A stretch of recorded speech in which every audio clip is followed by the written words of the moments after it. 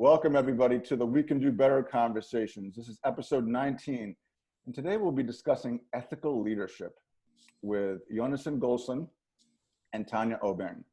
And so what is ethical leadership? Why is it important, particularly nowadays during the COVID-19 situation we find ourselves in and the change that is going on right now in society and business, and what comes next too, in terms of what does that look like for what comes next with regard to ethical leadership. So I'm going to start the conversation by asking Yonason to kind of give us a definition of or grounding in what is ethical leadership. Well, thank you, Brian. I think we have to start with what is ethics. And this is a question I've been asking myself. I've been asked many times, and my definition continues to evolve. A lot of it has to do with what's going on in the world at the time. And I think where I am right now, I'm defining ethics as an awareness of the impact that I and my actions have on the world around me and the people who share my world. And if I could just share a story I read online just this week. It's one of those stories that just makes you wonder, how can this happen? A fellow came into work one day, 13 minutes late, and his boss berated him in front of everybody else, told him how dare he come in late, and if he did it again, he was going to lose his job, humiliated him. Now, this fellow had never been late once before. He had worked overtime. He had taken projects home. He was going through a divorce and some serious health issues. And he made up his mind on the spot. He was never going to work overtime. He was never going to take anything home. He was just going to do his job and wait for something better to come along. And again, how does it happen in this day and age that any boss, any manager could not be aware that this is not the way to treat people? Now, in my philosophy, we try to give people the benefit of the doubt. So maybe the boss had a bad day. Maybe he had a fight with his wife. Maybe he got some terrible news at home. Maybe he had somebody who was very sick in his family. Maybe he read the last financial report and things were really, really terrible. Maybe there are lots of good reasons why he should or could have been in a bad mood. But that's where ethical leadership comes in. If I'm the leader, I have to set the tone for my people, for my organization, for my community. And I'm having a bad day, that's my problem. That's not everybody else's problem. To project a philosophy and a discipline of respect, of appreciation, of community, that's the job of a leader, and that's what it means to be an ethical leader. Love that, Yonason. And so what you're inviting us into, or in terms of my language, is creating the conditions and the responsibility of creating the conditions for people to thrive and treating people, as human beings. Yes, it's the workplace, and there have been conditionings over the generations and the decades prior to us that have got us here. But at the end of the day, we get work done through people. We hire people, human beings, people, right? And so, yes, the work is important. No people, no business, no results, no customers, right? And so, Tanya, talk a little bit about that human element of it and the importance of sort of what Yonason was sharing with us in terms of ethics and then ethical leadership. Oh gosh, no, I love that. Ethical leadership is just imperative, really, isn't it? And I see it as having empathy. That's where it starts, you know. And when you say that word empathy, it seems like it's obvious, but not everybody understands it. And I find that's quite interesting, because some people may say I'm an empathic leader, like someone like, you think like Nelson Mandela, he was an empathic leader, yeah? But generally, it's about being in tune. It's about being in tune with your intuition. It's about being sensitive, but also assertive. It's about the combination of all of those things together, but you're wanting to get the job done, but you're leading from a place of heart. You're leading from a place of understanding. And I see it as being a good teacher. Being a good leader is like being a good teacher. Yeah. Okay. And when you inspire others through the work that you do by modeling that behavior, then people will listen and you develop that positive work culture. But if you're being a dictator and you're being aggressive and you have no ethics, then people are going to attack you. It's almost like karma, yeah? What you put out to the world is what you receive back. So from a humanistic perspective, I say it's kind of a number of things, and that is empathy, emotional intelligence, and karma, but it's understanding all of those on a deep level to be a good leader, and not being afraid to show that in terms of the model. You need to become that person, you need to become the empathic leader in order to lead in that way, to prevent all of these other horrible things that happen in the world, because I see it every day. And sometimes it breaks my heart when people speak to people in a certain way. And as you know, you don't know what day they've been having, but if you are the leader, you can't bring that to work. You've got to leave that at the door. I always say to some people when I do work for them, let's leave your ego at the door, and then we can come into the space and connect. And I think that's what we can learn from each other as leaders. Leave that ego at the door, and let's get our hands mucky, and let's work together to achieve whatever you want to achieve. Love that, Tanya. And so with the example that Yonason gave us in terms of person's been late one time, he's 13 minutes late and gets kind of yelled at there. And you talk about emotional intelligence, empathy.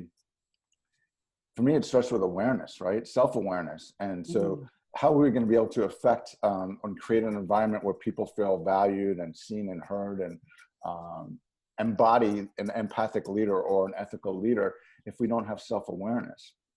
And so that becomes something that is a foundation for it, is how present are you with who you are, so that you can say, wait a minute, I'm triggered before I walk in the office. I need to leave my ego or whatever, the baggage at the door. If you're not self-aware, you're not even, that's not even part of your kind of thought process.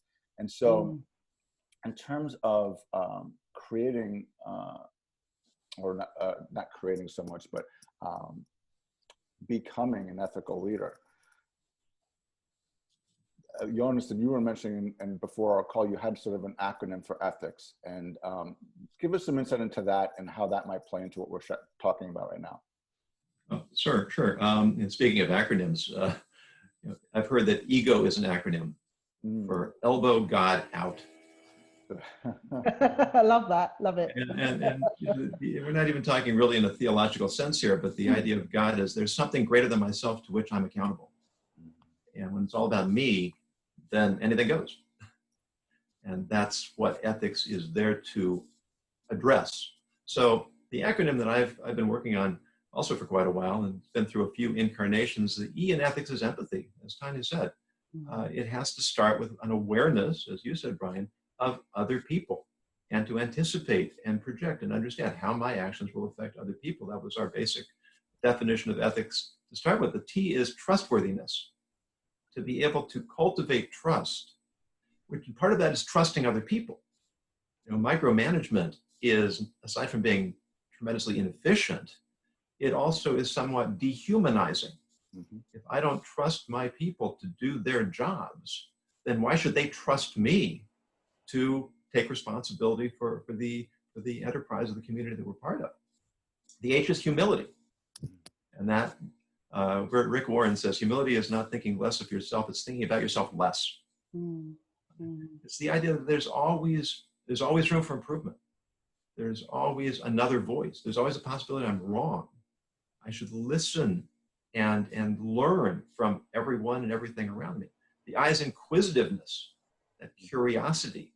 Again, the idea of always wanting to learn new things, always wanting to understand better and broader and deeper, and especially the other side.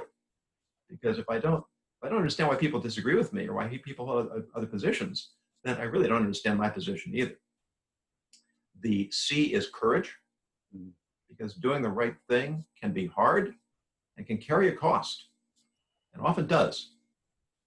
And it's one of the struggles we have today with whistleblowers. We want to protect whistleblowers, but if there isn't accountability, then you have abuse of false accusations. It's a complicated dance.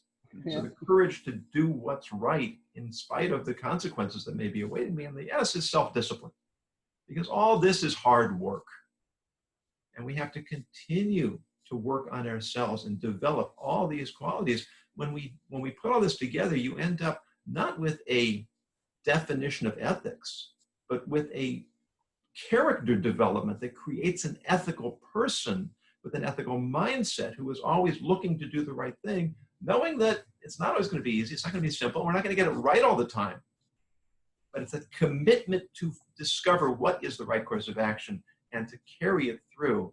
That's what makes an ethical person, an ethical leader, and ultimately an ethical culture. Love that, Yonason.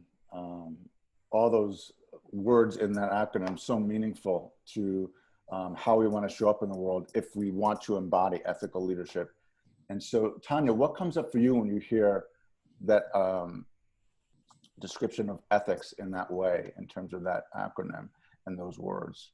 And what is particularly in this now COVID environment where we're having to change a lot of stuff, a lot's going on with people, even a lot of new stuff now that people are having to deal with, like working from home and remote working and all these different changes we're having to make now. Talk about that in relationship to ethics and ethical leadership. Oh, well, basically what I want to pull out from what was just said there is the complicated dance. So I want to kind of take that apart in terms of when you do, because my background is dance, yeah, so I love that whole idea. So in terms of if you are learning a complicated dance, you've got to take it step by step. You've got to go back to every single pirouette, right down to the finger before you turn, you know, all those little details. And those details, I see them as self-development. So it's about, first of all, recognizing your team and their archetypes, because I love archetypes. I love personality testing and all that sort of thing. So when you've got a group of people that you're working with, as you said, the reason there's always sometimes chaos is because we don't understand that another person has a different opinion or sees something in a different way from how you do. So by understanding their archetypes and their personalities, then you can lead better in terms of, okay, they're not always going to agree with me, but they're going to bring something rich to the table. And sometimes that may be innovation.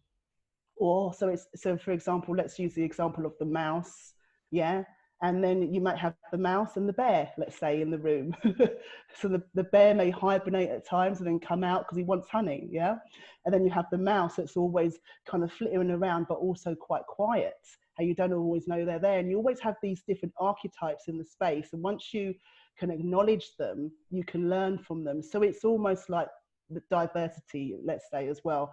Having that recipe and bringing people together and trying to understand, like, cultures. It's the same thing in work, understanding people's personalities. And then when you understand them, you can lead in that way. And that takes self-development. That takes working on yourself to be open enough to be criticized, to be open enough for other people as leaders to say, hey, I don't agree with you. And for the whistleblowers, as you mentioned there. So that's how I see it, to create not an uncomplicated dance, but create a flow, beautiful piece of choreography within the workplace. Because I've left you stunned. Love that. And you get to this point about everybody's got a different lens and you've got different archetypes and you're a leader, right? So sort of a foundational piece is intentionally making an effort and making a priority of getting to know your people, right? I think that sounds so simple, but I found that not everybody does that. It's just about execution and let's get this stuff done. And I've got this puzzle piece here, this puzzle piece here. They're doing, the analyst is doing this, the coder is doing this, instead of, hey, what really matters to you? What do you do outside of work? Where are you looking to go in your career? Kind of getting to know the person. Hey, what drives you? And what career path might you want to go on? I'm going on this path, but really ultimately I want to get over here. Can you help me, maybe get over there? And so this point about knowing people and the openness and the humility that Yonason talked about, to not having to be right or just to be able to see through different lenses and see differently is so important in that development, the character development that Yonason was talking about. If we always stay locked into our lens, there's this element of, well, we're not going to see everything, and we're not going to, then there's a confirmation bias. So I'm looking for what I'm looking for. And when I don't see that, then I'm going to disregard or not, value other perspectives. And so I love where you're all taking the conversation in terms of you playing with the language of dance there, and that's part of your background, Tanya. I love you stepping in and bringing that perspective. And so as we think about leadership and the leadership that we want to embody, what does that look like in terms of the things that, what is an example for you of someone that is an ethical leader, and what makes it so? Yonason. I often tell the story of two principals. So I worked in education for 2 decades, and I was teaching in a school in another city. And the principal had an adversarial relationship with the teachers. Nothing we did was ever good enough. He didn't recognize our successes. He didn't treat us with respect. And I was young and idealistic, and I had the poor judgment to continue to point out to him problems in the school that needed to be addressed that he didn't want to deal with. One day, my wife got a phone call, and it was from a member of the board. Said, "Where are you going?" I said, "I don't know. Where am I going?" "Well, the principal said at the board meeting that you and your husband won't be back next year because you've taken a job elsewhere." Well, I said, "That's very interesting. Did he happen to say where it is? Because we don't know anything about it." Fortunately, we landed on our feet. We came here to St. Louis, and I worked for a completely different type of principal. And he was, he was a sort of gruff person. He was rough around the edges, but he had a tremendous commitment to what he was there to do. And he understood that if he treated the teachers well, and if he gave us what we needed to do our jobs, and if he made sure we were doing them and then left us alone to do our jobs, each one of us in our own unique style, in our own distinctive way, that by putting the teachers first, he was putting the students first. And we were tremendously successful. Our students' test scores ranked with the highest private schools, most prestigious high schools, private schools in the city. And our students just wanted to do tremendous things, and the environment among the student body was tremendous. And it was all the idea that if you treat your people well, they will do their jobs well. And that's true in any business, in any community, in any enterprise. Put your people first. Do everything you can. You talked about conditions, Brian. Create the conditions that create success, and success will happen naturally. I mean, think about the way you grow a garden. You don't make the plants grow. You create an environment that allows the plants to grow. So there's a funny story. A number of years ago in China, they were trying to produce watermelons faster. So they started giving them steroids. Well, all of a sudden it happened that the watermelons were exploding in the fields. Well, you don't sell too many exploded watermelons. You can't force success. You create the environment for success, and then you let it happen naturally. And that's the job of ethical leadership. They say the best CEO does nothing, but he makes sure that everything for which he's responsible is happening the way it's supposed to, and everything's in concert with everything else. So it's interesting, Yonason, in this world where control is a big thing, right? Oh, I've got to control everything, right? And we're talking about ethical leadership. No, you don't even know the leader's there, right? He's just how can I remove barriers for you? How can I help you? How can I create the conditions? And so it's interesting, and I look forward to those that are listening to adding their experiences to what they're hearing from our conversation and the comments after listening. But this whole notion of a lot of leadership now is control-based and authoritarian. And how do we be ethical leaders in an environment that is still largely that? We've got movement, I think, towards more ethical leadership and more people-first leadership. but not where it needs to be. But how do we help create that, Tanya, in an environment where control seems to be still the dominant factor, or authoritarian leadership? How do we do that? First of all, you know, I hate that whole idea of control. And I'm a little bit of a rebel and always have been when it comes to that sort of thing. I've walked away from situations. I'd rather go hungry than be controlled myself. But so I have things, but not everybody's, you know, sometimes got that, you know, courage to do that. I understand. But you know how I see it, as I was just writing some stuff down there as you were talking, I feel it's to get rid of the hierarchy. It's as a leader to get your hands dirty. And to do that, it's about doing things like trust exercises with your team. So doing thing where you may play a trust exercise, you get to know them, you do something maybe like you do some gardening together, something that's, I mean, I feel like these away days are always really good and important for leaders to do. You know, you do those away days, but as a leader, not to just send your team on the away day, you go on the away day, get your hands dirty, do some gardening together so people can see that you're on the same level. And I always love this. My mum always used to say to me, don't treat people better than yourself. So it's almost like when it came to Christmas time, she would always leave a card out for the bin man, always, you know. So it's almost like trusting the man that picks up your rubbish and, you know, respecting him as much as you respect your CEO. And I feel if you have that attitude as a leader, and you model that behavior, and you don't just look at the CEOs or the people that are seen to be above you, because that creates that whole hierarchy.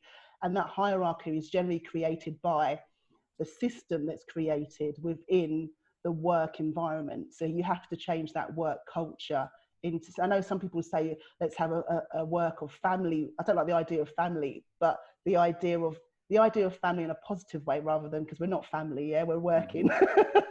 But the idea of people coming together and being on that same level, but with also, you know, if there is a problem, then obviously you're going to approach the leader for certain things. But when people see you as a human being and you are able to get your hands dirty and you are able to do these trust exercises, and you treat, as my mum said, you know, you treat the bin man the same as the CEO. So whenever I would go out and do things, I don't look at people differently.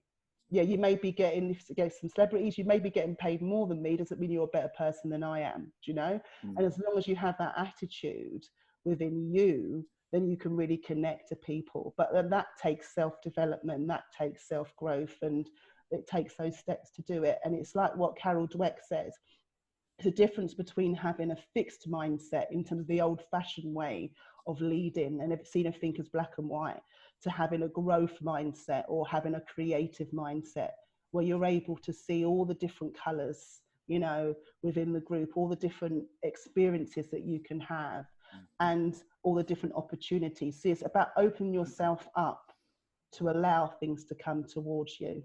And I feel that's the way, that's one of the ways forward. So that's what I just felt. Trust exercises, away days, it's just coming off of that power trip, man. It's too much. It's too much. I just have to, it's supposed to be a power trip. I've got to walk away from that now. Step away, yeah, get away from that energy. Yeah, it's just too much. A couple of things came up when you were for me when you were sharing. Is connection, and congruence and integrity, right? So you talk about treating everybody the same, the bin man, you know, everybody, and just that's your way of being. But that feels important if we're trying to create and model and embody ethical leadership, is to have integrity with that, with who you are, which requires you to know who you are, right? Back to the kind of awareness piece that we were talking about before.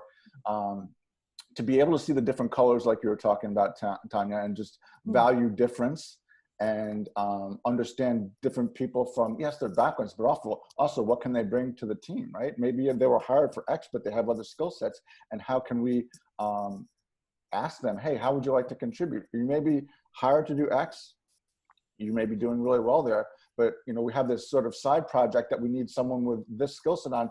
You've expressed interest in doing that and creating the space for people to explore their different talents, right? And so that's the openness that you both were talking about in terms of being open to, I just hired Tanya for an accountant. She can only do accounting work. And it's like, really? I think she's a little broader than that. And Yonason's a little broader than just being a scientist or a teacher or whatever. And it's like, what if we just had that openness and mindset of the person, and that they're nobody's better than another. All humans have this equality aspect to them. They have different experiences and different trainings and different skills that allow them to do different roles. But we're not so fixed as you're talking about in terms of, or siloed in our mindsets of what people can do and their capabilities and who they are. And so this notion of honoring the difference in people, we're getting to diversity and inclusion a little bit here, and being able to see difference and working on self and being able to lead effectively, and sort of like lead, but not actually be visible in that sense, and just be sort of an invisible leader in terms of you're making things happen and you're leading effectively, but you're not having to be at the front unless it's necessary, and then you go to the front kind of thing. And so as we talk about becoming an ethical leader and creating the conditions for that, like we've been talking about, and considering what we've had to go through with COVID and what's coming next, what do you see as particularly important as we go through the change that's happening now, and what might be required in the future with helping people become ethical leaders? What are some things, should we focus, have people look at in terms of how to create the change necessary to be able to become ethical leaders in the new reality? I won't call it new normal, but the new reality that we're facing. Oh dear. I had at least 5 ideas fly through my head. Well, let me pick up on Tanya's point about diversity. The danger of diversity is that it quickly descends into tribalism. And then we end up with an adversarial relationship. It's my identity versus your identity. It's my rights versus your rights. It's my orientation versus your orientation. And the way to avoid that is to have diversity, and that's why we talk about diversity and inclusion. The idea is to have a multifaceted individuals within a unified structure. The Hebrew word shalom, which you probably heard translated as peace, more literally translates as harmony. And what is harmony? Think of a symphony orchestra. Would you want all violins or all woodwinds or all brass? It wouldn't sound very good.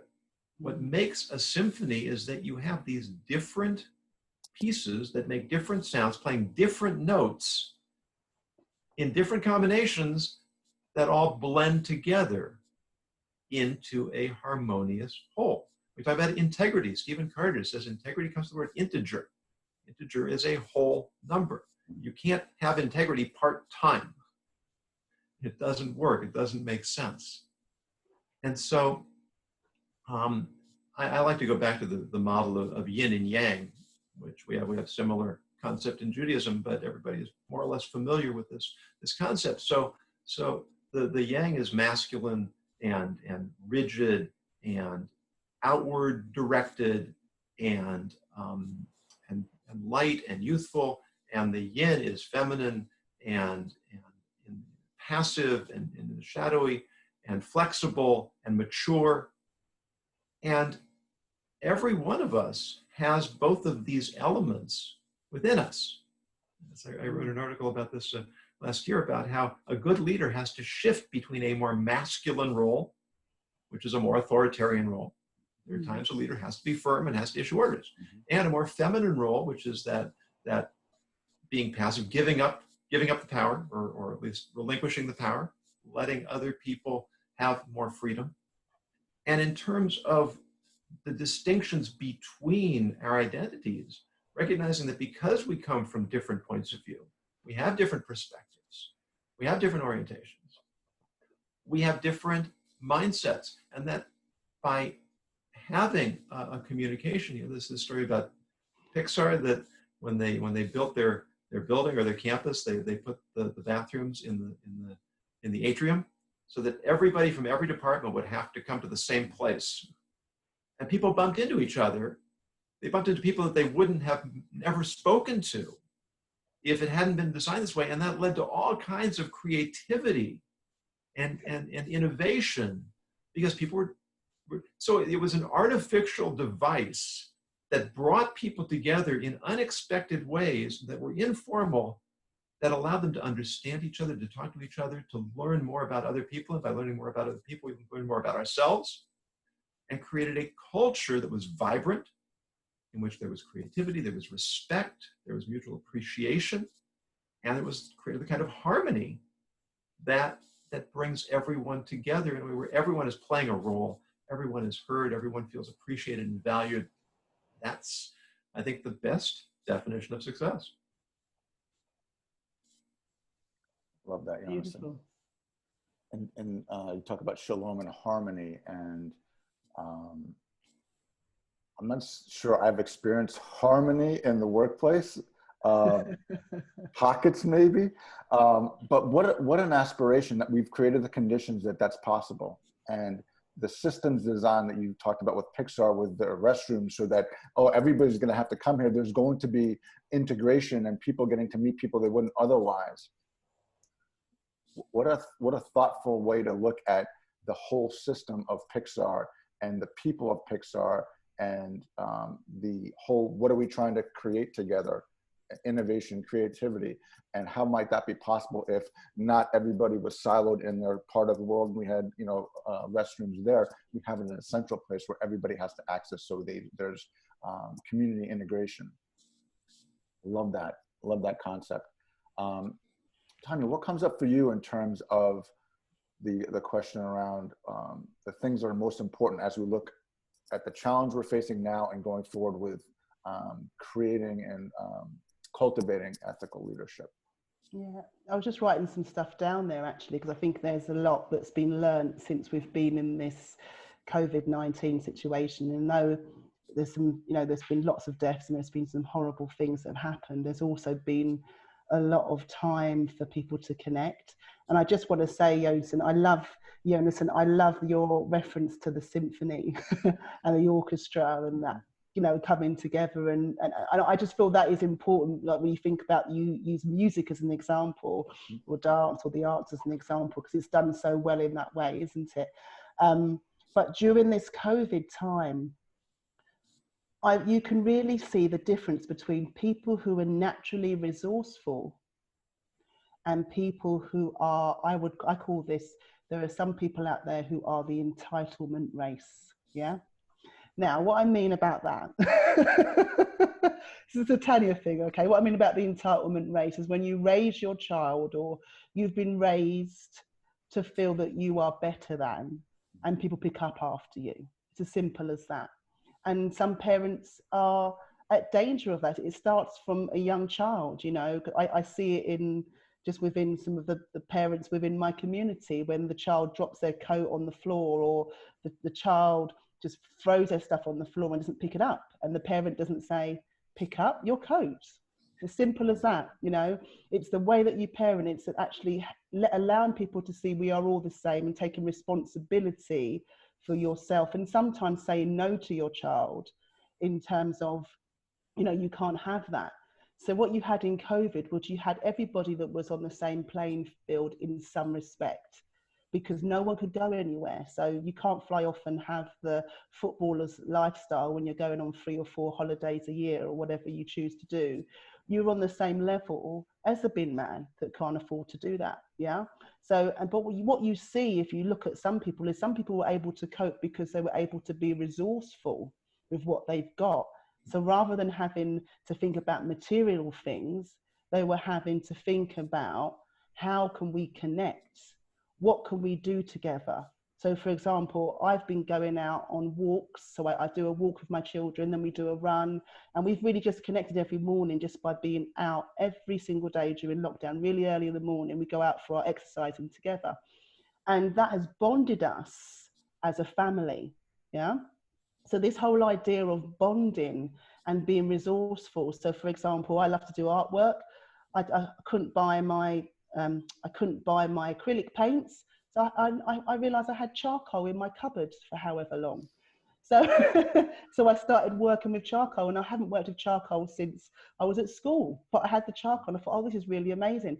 So it's like being the artist. It is like the symphony orchestra.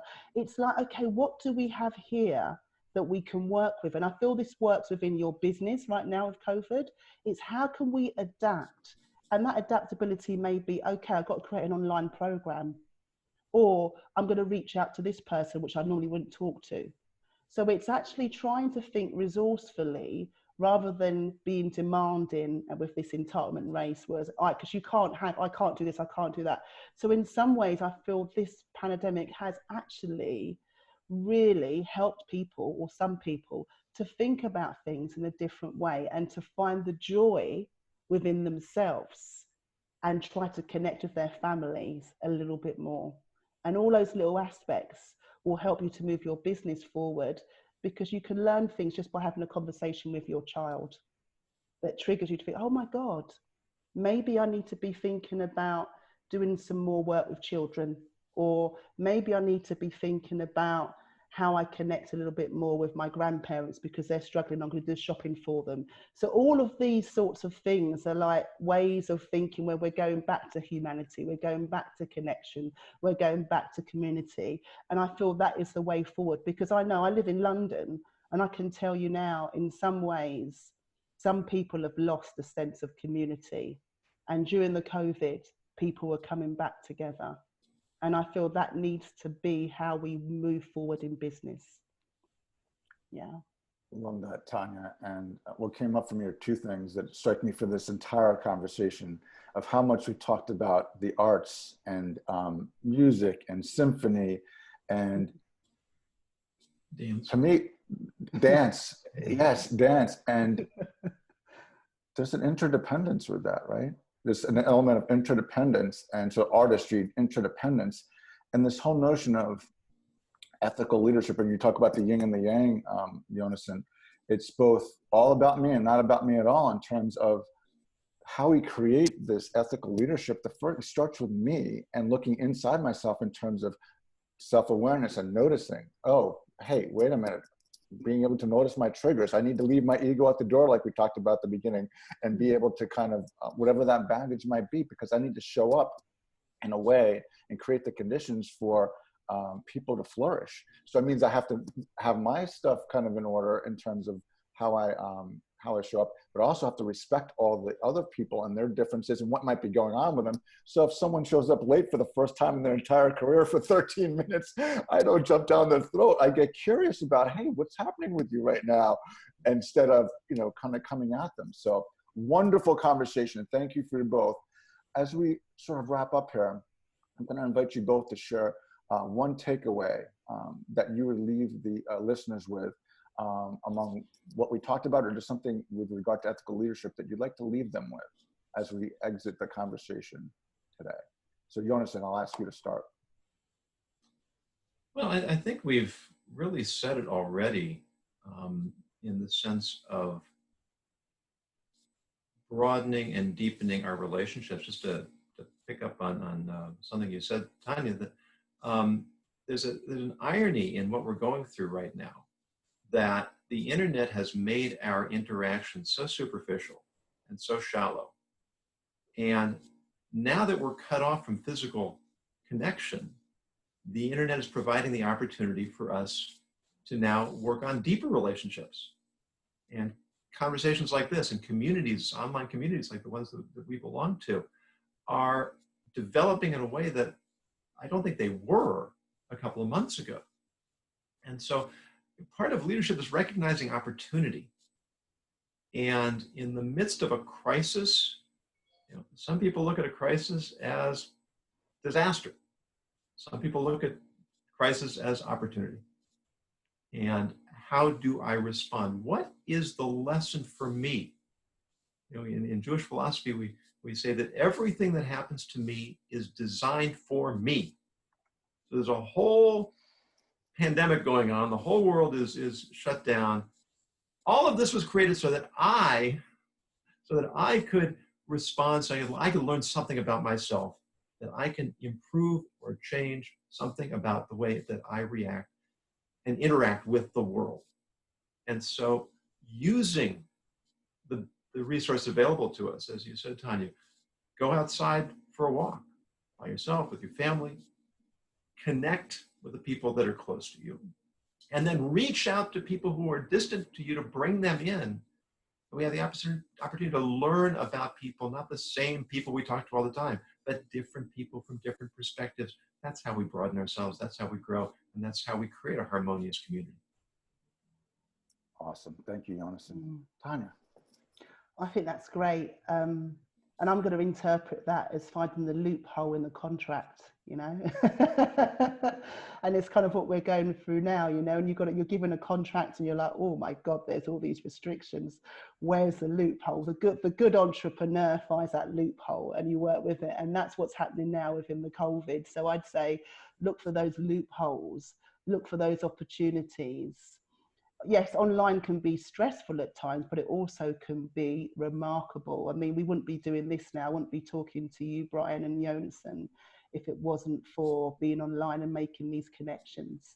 So it is definitely what you said. So I'd say my takeaway from this conversation is to look for those opportunities and to connect with self, you know, just like the symphony, you know, working together as a group, all at one, all in unison to create beautiful music. That's it. That's what I take away. Beautiful, beautifully said, Tanya. And for me, and it's sort of the same theme as you've both shared, but it's an invitation of how might I dance with life, right? And so how might I kind of integrate and kind of look at what the invitation of this difficult situation is, and as an opportunity to reconnect with myself, better understand myself better, and do so with grace and no judgment, and look at, okay, so what is this inviting me into? As Yonason said, it's for me, right? It's specifically for me. This is giving me some cues that are specifically designed for me. So what will I choose to do with them? And how will I invite possibility for growth and for connection, and kind of converting that into impact through meaningful action? Because maybe this gives me clarity too. This pause gives me clarity and focus to be more intentional about what I might be doing, or maybe even saying, wait a minute, am I going down the path I want to? And whether it's adapting or pivoting or whatever word we want to use around creating change, this is a time where a lot of people are kind of taking that time to say, wait a minute, am I on the course I want to be? If yes, great, then how can I continue on that most effectively? If not, what's most aligned with who I am in my heart and how I want to contribute, and how do I move from where I am to where I'm going? And so this whole knowledge of self as a foundation to being ethical as leaders, being able to be grounded in self to the extent that you can then value others and difference and community and diversity and inclusion. And so we can create that symphony in all aspects of our life, not just in the musical sense, but in our communities, in our families, and in our workplaces. And that's how we create better together. And so I really appreciate where you both have taken this conversation to give us a rich perspective on ethical leadership. And I invite the listeners to share your experiences, your stories, your comments on ethical leadership, ethics, and how we create better now during this period of challenge, and then going forward by looking at ourselves first, and then looking at how we might become that ethical leader that helps us create better. And so with that, I'd like to say again, thank you, Yonason, and thank you, Tanya, for a wonderful conversation. And we look forward to our next conversation on the We Can Do Better conversations, where we come together to have conversations that bring more humanity to workplaces, communities, and our families. Thank you all.